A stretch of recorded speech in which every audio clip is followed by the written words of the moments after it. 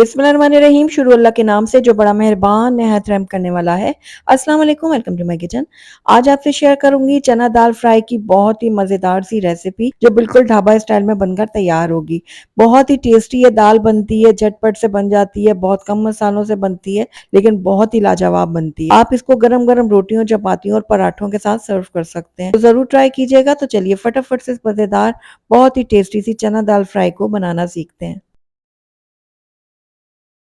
तो बिस्मिल्लाहिर्रहमानिर्रहीम चना दाल फ्राई बनाने के लिए मैंने यहाँ पर 1 पाव चने की दाल ली थी, जिसको मैंने 1 से डेढ़ घंटे के लिए ना भिगो के रख दिया था। तो ये देखिए अब अच्छी तरह से बिल्कुल सॉफ्ट हो गई है ये दाल। मैं आपको तोड़ के भी दिखाती हूँ, ये देखिए।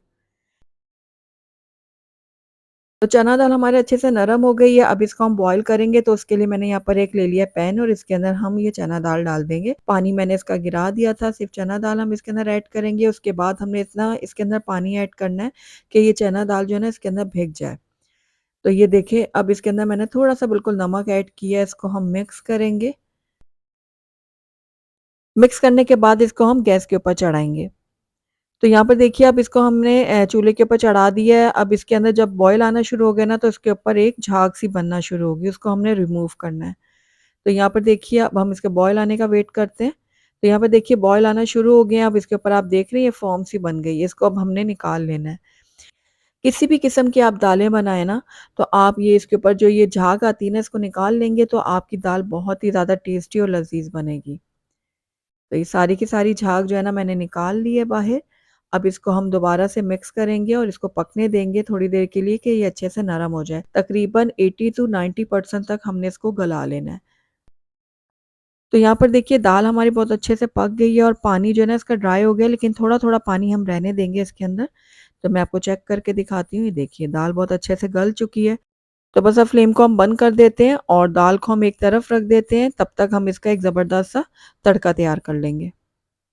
तो बिस्मिल्लाहिर्रहमानिर्रहीम यहाँ पर मैंने एक कढ़ाई ले ली और इसके अंदर मैं ऐड कर दूँगी 3/4 कप घी। आप चाहें तो ऑयल का भी इस्तेमाल कर सकते हैं, लेकिन यकीन जानिए दाल जो है ना घी में बहुत ही ज़्यादा टेस्टी बनेगी। तो बस अब घी को हम मेल्ट कर लेते हैं और घी की क्वांटिटी को भी आप अपने हिसाब से एडजस्ट कर लीजिएगा। ज़रूरी नहीं है जितनी मैंने डाला उतना ही डालें, लेकिन घी इसमें ज़्यादा ही ऐड किया जाता है। अब यहाँ पर देखिए एक बड़े साइज़ का प्याज मैंने ले लिया था और इसको मैंने चॉप करके इसके अंदर ऐड किया है। प्याज को अब हम लाइट गोल्डन होने तक फ्राई कर लेंगे।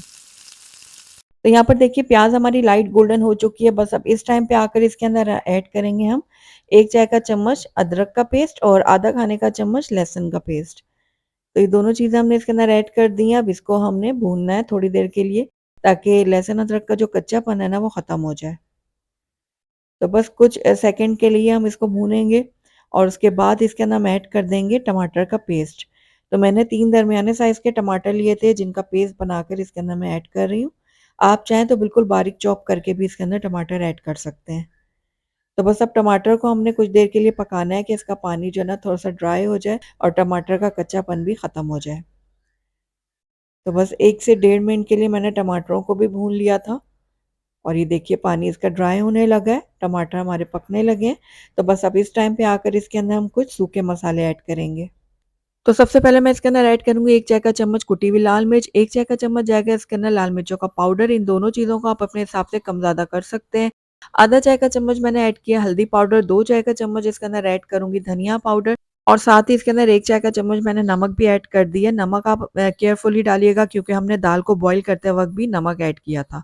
कम हुआ तो हम बाद में और ऐड कर सकते हैं। तो बस अब ये सूखे मसालों को भी मैं कुछ देर के लिए भून लूँगी, ताकि इनका कच्चापन भी ख़त्म हो जाए। तो 1 मिनट के लिए मैंने इन मसालों को भी भून लिया था और ये देखिए बहुत ज़बरदस्त सा हमारा मसाला जो है ना वो रेडी हो गया है, बहुत ही दानेदार, मज़ेदार सा। तो यहाँ पर अब मैं डालूँगी एक बहुत ही सीक्रेट इंग्रीडिएंट। तो मैं यहाँ पर ऐड कर रही हूँ 3 अदद आलू बुखारे।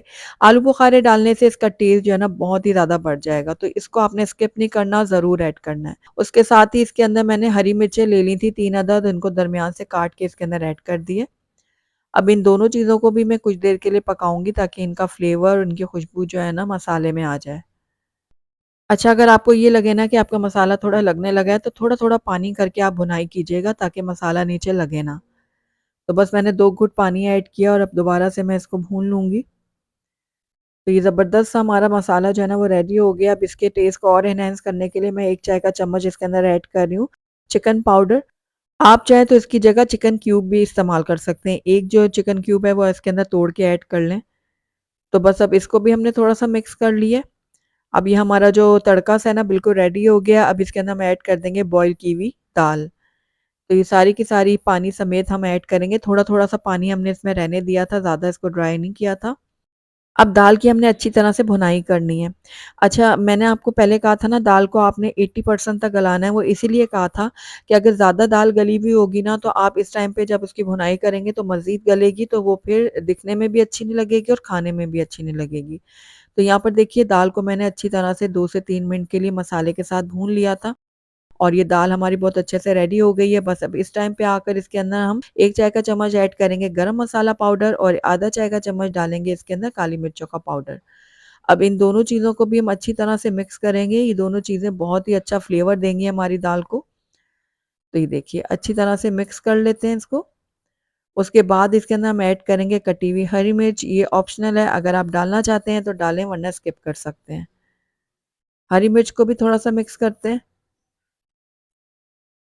उसके बाद इसके अंदर हम ऐड करेंगे कटा हुआ हरा धनिया और हरा धनिया को भी हम थोड़ा-सा मिक्स कर लेते हैं। अच्छा, अगर आपको थोड़ी-सी ढीली-ढीली दाल पसंद है ना, तो इसमें आप 1/4 कप पानी भी ऐड कर लें इस टाइम पे आकर, उसको 1 मिनट के लिए दम पे रख दें, तो वो बिल्कुल ढीली-ढीली सी बन जाएगी। अगर आपको ड्राई पसंद है तो आप इसी तरह से सर्व करें। तो बस अब इसको हम कवर करते हैं। 2 मिनट के लिए बिल्कुल लो फ्लेम में इसको मैं दम के लिए रखूँगी, उसके बाद मैं आपको प्लेट आउट करके दिखाऊँगी।